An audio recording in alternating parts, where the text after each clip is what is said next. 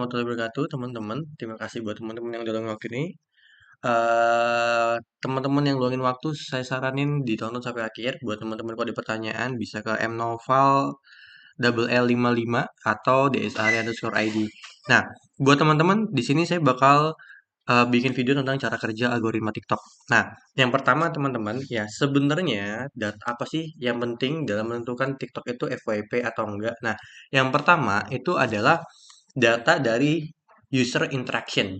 Nah, user interaction adalah berapa lama sih orang itu nonton sebuah video gitu. Nah, kalau buat teman-teman sebenarnya akun TikTok teman-teman itu bisa dilihat teman-teman interaksi sama video apa aja bisa di setting di situ ada watch history. Nah, itu bakal ketahuan teman-teman udah nonton apa aja. Nah, sama nih.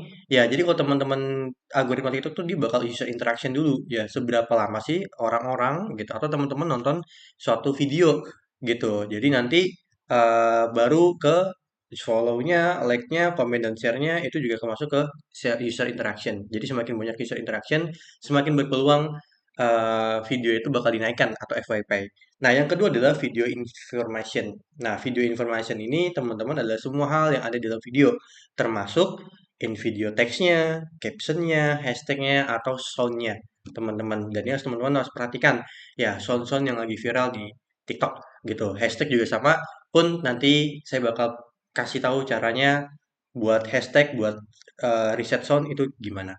Nah, yang ketiga adalah device and account. Jadi teman-teman ya teman-teman itu pakai device apa, lokasinya di mana, itu juga sebenarnya yang menentukan teman-teman FYP atau enggak gitu. Kalau location di Indonesia tentu trennya beda dengan di Amerika, tentu trennya beda dengan yang di Malaysia dan seterusnya gitu ya. Nah, oke. Nah, selanjutnya teman-teman, ini adalah algoritma FYP dari TikTok. Pertama kita posting video nih. Ya, ketika kita sudah posting video, video itu akan ditunjukkan pada viewersnya. Nah, ketika ditunjukkan, dia akan dinilai ya performa dari videonya. Ketika dinilai dan dievaluasi, misalkan ternyata kurang nih, dia bakal diberhentikan optimasinya. Tapi kalau misalkan dari evaluasi performanya user interaction-nya cukup bagus gitu ya, dia bakal ditunjukkan ke orang yang lebih banyak gitu ya. Jadi ini cara kerja FYP algoritma dari TikTok. Nah, next selanjutnya, Mas, gimana sih yang dibutuhkannya apa? Sebenarnya gini, teman-teman saran saya jangan memulai akun tuh dari nol. Makanya teman-teman gabung ke kelas ini, itu sebenarnya kita nggak bakal dari nol. Kita bakal bareng-bareng sama teman-teman kita buat saling follow. Ya, buat saling follow. Ya, karena kita perlu apa? Yang dibutuhkan saat kita ingin FYP, akun itu minimal ada yang namanya early audience.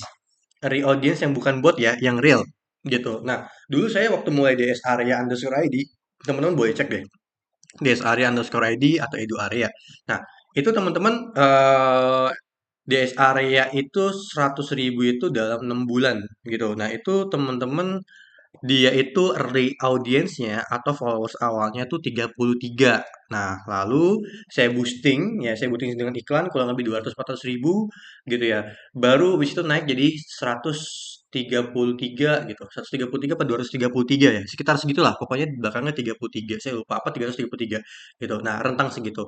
Nah, itu jadi early audience teman-teman. Nah, ternyata early audience ini yang bantu FYP. Saya ingat banget pertama kali FYP saya 16 April 2022 gitu. Jadi setelah 3 minggu saya bikin akun TikTok itu pertama kali FYP itu kalau nggak salah 100 ribu deh view-nya gitu. Nah itu pertama kali pengalaman FYP. Jadi kita butuh yang namanya early audience. Nah beruntung banget buat teman-teman di sini kita saling sharing dan jangan lupa teman-teman gabung grup Telegramnya ya. Nah terus abis itu teman-teman, nah selanjutnya adalah di bagian konten-konten seperti apa sih Mas yang disaranin yang bisa dibikin di TikTok gitu. Nah menurut saya pribadi gini, konten biasanya orang tuh kalau kalau menonton TikTok itu biasanya ada 2. Dia pengen nyari edukasi atau informasi, yang kedua dia tuh pengen hiburan. Bener nggak kira-kira?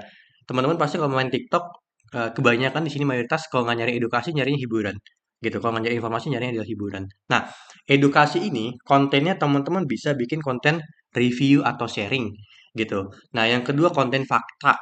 Yang ketiga tentang sharing pengalaman. Contoh, misalkan teman-teman kerja di BUMN gitu. Pengalaman aku daftar magang di BUMN atau pengalaman aku lolos MSIB BUMN atau pengalaman aku lolos interview BUMN. Nah, Di situ teman-teman sebenarnya bisa jualan macam-macam, jualan template CV, bisa jualan juga CV-nya teman-teman, atau juga bisa jualan jasa pembuatan CV gitu misalkan. Itu kan jadi uang juga ya nantinya gitu. Nah, terus yang keempat tutorial, misalkan tutorial memasak, terus tutorial gimana cara eh, bikin audiensnya tertarik gitu, konten-konten marketing, tutorial marketing atau tutorial Excel gitu. Kalau di DS Area tuh biasanya kita pakainya tutorial Office gitu ya, makanya rame-rame videonya. Nah, selanjutnya, ya konten hiburan. Ini sebenarnya salah satu yang paling gampang terkenal. Jadi, sebenarnya edukasi atau informasi emang cepat terkenal gitu ya. Bukan, bukan cepat terkenal, tapi audiensnya banyak maksudnya. Gitu cepat juga. Cuman dia growth-nya itu nanti ada maksimumnya gitu. Teman-teman, kebanyakan artis-artis TikTok itu ramenya itu karena konten hiburan. Dia bisa challenge, bisa dance gitu, bisa quiz gitu. Misalnya teman-teman challenge mengaji atau challenge sebutin 5 nama pemain bola yang diketahui gitu. Nah, atau dance. Dance itu biasanya yang unik-unik ya, gitu, yang seru-seru gitu.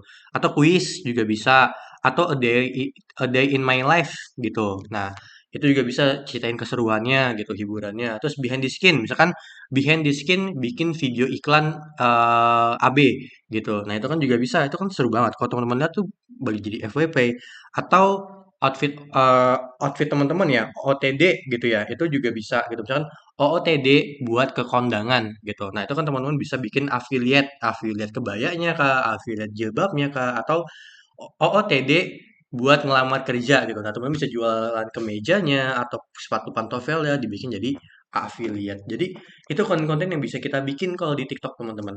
Gitu ya. Nah, kurang lebih itu untuk cara kerja algoritma TikTok dan konten-konten apa aja yang sih yang bisa kita bikin gitu. Nah, itu kurang lebih video untuk kali ini. Sampai situ, jangan lupa ditonton untuk video-video selanjutnya. Oke, terima kasih buat teman-teman.